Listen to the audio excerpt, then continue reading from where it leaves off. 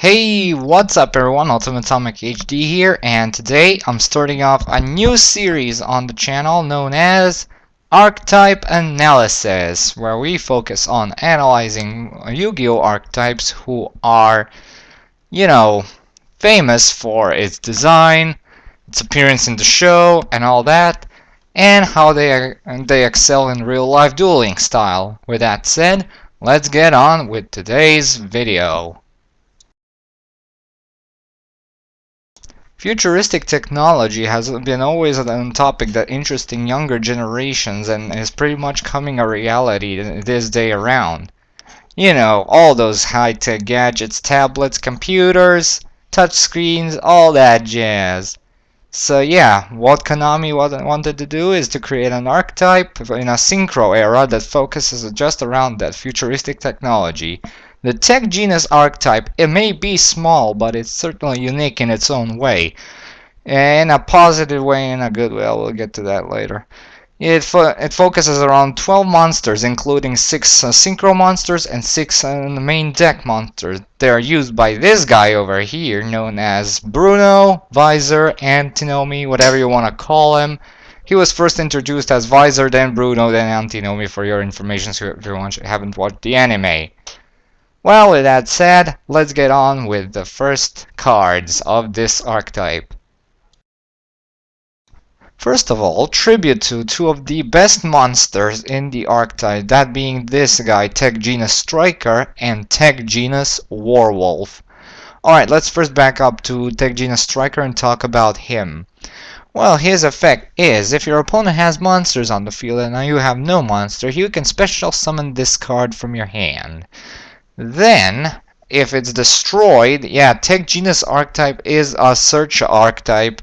Most of them search other Tech Genus monster except themselves for some reason.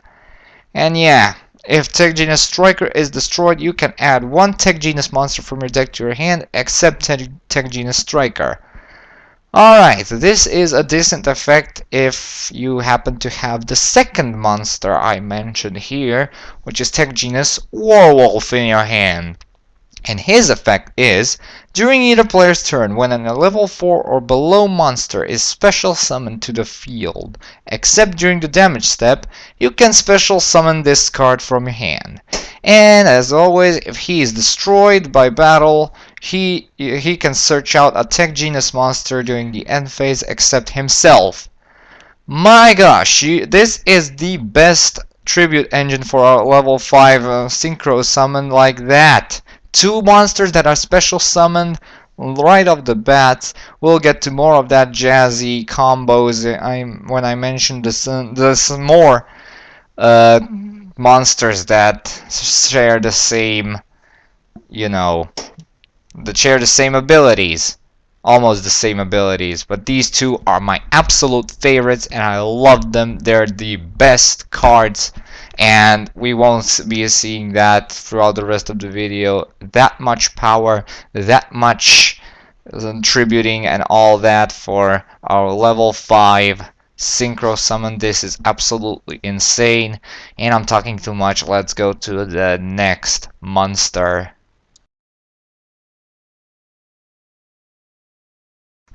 Next up is Tech Genus Rush Rhino, who gains 400 attack points whenever he attacks, and during the end phase when he is destroyed, he can search out the Tech Genus monster except Tech Genus Rush Rhino, which is himself. All in all, a decent level 4. A decent level 4 being that he can work in a combo with the next monster we're about to see, which is Tech Genus Cyber Magician. Well, Tech Genus Cyber Magician has a pretty awesome effect. If he is used for a Synchro summon of a Tech Genus Synchro monster, he can use Synchro materials that are in your hand. So yeah, bust out that Cyber Magician, use Rush Rhino in your hand, Synchro up for a level 5 Tech Genus monster. And yeah, if Tech Genus Cyber Magician is blasted off into Netherworld, he can search out a Tech Genus monster other than himself. Not much to be mentioned here, let's get going. These were the best Tech Genus monsters so far. The other two main deck Tech Genus monsters are kind of bad, I should say. So yeah, let's check out what they are. Tech Genus Jet Falcon is a level 3 tuner who can burn the opponent for 500 points of damage if he's used as synchro material. And the only way you can use him as a synchro material if you combo him with another pretty horrible card of the archetype, that being the next card we're about to show. And he does not search out other Tech Genuses, which is pretty horrible by itself. Next monster! The last main deck monster is Tech Genus Catapult Dragon, and his effect is: once per turn, you can special summon one level 3 or lower Tech Genus tuner monster from your hand. This literally screams you have to summon Jet Falcon in order to do something relevant with this guy. The only possible situation that can benefit you if you special summon Striker or Cyber Magician this way, if you have a Warwolf or Rush Rhino waiting in your hand to go, which is rarely the case if you happen to be running a turbo deck with these guys. So all in all, the worst card of the main deck lineup. He doesn't even search others out. So yeah, moving on to the Synchro monsters. Tech Genus Power Gladiator is a level 5 Synchro monster who requires one tuner and one or more non-tuner Tech Genus monsters. And its effect is: if he attacks a defense position monster, it inflicts piercing damage, and if he's destroyed, draw one card. Decent effect for a decently summonable monster in this archetype. Moving on, next monster, Tech Genus Hyper Librarian. This card is OTK. You can just see it's OTK. It's a generic Synchro monster, a level 5, who can let you draw one card whenever a Synchro summon is performed during either player's turn. OTK's out the ass with this one if you're running it at 3, which you shouldn't since it's limited to only one copy.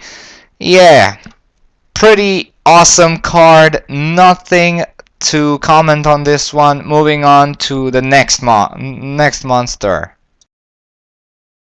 Tech Genus Wonder Magician is a level 5 spellcaster Synchro tuner monster who requires one tuner and one or more non-tuner Tech Genus monsters, who when summoned can bounce off one spell or trap card on the field, and when she's destroyed she can let you draw one card. Pretty similar to Power Gladiator, even better. Spell bouncing is always preferred more than piercing damage, and as it always is with Synchro tuners, you can use her as a Synchro material, and when you do, you can do it in your opponent's turn. So yeah, nothing particular to comment here. Moving on to their first boss monster. Their first boss monster is the mighty Tech Genus Blade Blaster, who requires a Synchro tuner and one or more non-tuner Synchro monsters. The Excel Synchro, as it's referred to in the anime. And its effect is: whenever a spell or trap card is activated, you can discard one card to negate the activation and destroy that card. And once per turn, you can remove one Tech Genus monster from your graveyard and banish this card and return it to the field during your next standby phase. Oh my god, it's basically a Horus and Jinzo at 1 for such an archetype. It is really easy to summon with the few lucky shots from this archetype if you get the right cards. And I'll talk about their combos later in the video. And yeah, if you fail to negate the activation of a Mirror Force, you can just remove one Tech Genus monster from play and remove this card from play to save him from total disaster. Perfectly good card, nothing to add here. He is awesome. I love his effect. I will move on to the next monster. Tech Genus Recipro Dragonfly is a generic level 2 Synchro monster who can once per turn let you select one face-up Tech Genus Synchro monster except this card, send it to the graveyard, and then, if all of the Synchro materials used to summon it are in the graveyard as well, special summon them to the field. And yeah, nothing particularly wrong with this card, but there isn't any too good way to summon it, to be exact. Well, we have a level 1 tuner, which is Cyber Magician, but we don't have any Tech Genus non-tuner monsters who are level 1, except an honorable mention to the Archetype, which we'll mention after we mention all of the Synchro monsters of this Archetype. So yeah, you basically use this to separate Blade Blaster into its components and then go to Synchro summon their mightiest boss monster yet. The strongest monster in the Tech Genus Archetype is Tech Genus Halberd Cannon, a level 12 Synchro monster who requires 1 tuner Synchro monster and 2 or more non-tuner Synchro monsters. The Delta XL Synchro, as it's referred to in the anime. And its effect is, once per turn, he can negate the summon of a monster and destroy it. Then, if he leaves the field, you can special summon 1 Tech Genus monster from your graveyard. Holy shit, that effect is OP. If you have Blade Blaster along with this card on the field, your opponent is pretty much screwed and in for a massive OTK. Nothing to say here, his effect is awesome, and now it's time for the final monster of the Archetype, the honorable mention. Most of the people don't know he actually belongs to this Archetype, but Buster Blaster is in fact the last monster we'll ever see in this Archetype. He's a level 1 Union Machine monster who can equip onto a face-up monster on the field, have him lose 500 attack, and in return, when that monster destroys a monster, another monster I mean, he can destroy all monsters that are face-up with the same type. That is OP if you have a Halberd Cannon or Blade Blaster face up on the field. And yeah, you can pretty much use this guy with Cyber Magician for Recipro Dragonfly, which I mentioned earlier. Alright, so we're done with the monster lineup. Time for the 2 spells and 3 traps that this Archetype has. TGX 300 is a continuous spell card who grants all face-up monsters extra 300 attack for each face-up Tech Genus monster on your field. Well, hoarding is not quite what Tech Genuses do, but it can certainly be used in a sticky situation.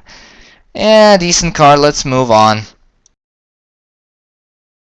Probably the worst trap removal I've ever seen in my life is TGX1HL.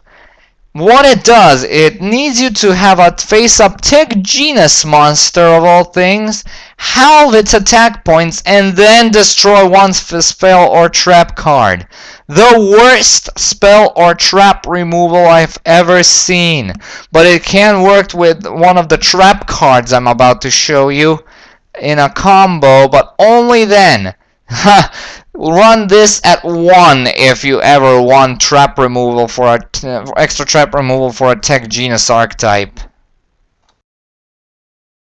The first trap card of the Archetype is TGX3DX2. It then allows you to target 3 Tech Genus monsters in your graveyard, shuffle those 3 into the deck, and draw 2 cards. Well, this is basically an archetypal Pot of Avarice, but if this was a spell card, I'd be more pleased, because it will be more tolerable. But yeah, you can always run the original thing, can ya? Alright, next card. TGSX1 is a normal trap card, and its effect is, when a Tech Genus monster destroys a monster by battle and sends it to the graveyard, you can target 1 Tech Genus Synchro monster in your graveyard and special summon that target to the field. If this was a continuous trap, it would be OP, but with this, it doesn't quite cut it. I'm not that impressed, to be honest. Alright. Time for the final card. TG1EM1. Select 1 monster your opponent controls and 1 face-up Tech Genus monster you control and switch controls of those targets.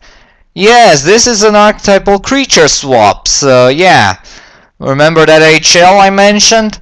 Well, first have those attack points destroy 1 spell, switch that Rush Rhino with that Blue Eyes White Dragon, search out that extra Tech Genus monster, and win the game! Yay! So that's a strategy for life. Awesome. Alright, we're done. So let's go to the grading board. Alright, it's grading time, and the things I'll be grading are consistency, power, comeback ability, protection, and versatility.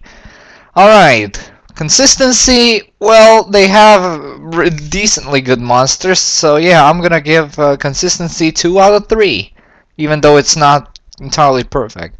Power, their main 2 boss monsters, if they are present at the same time on the field, your opponent is pretty much screwed in for a massive OTK. 3 out of 3, ladies and gentlemen.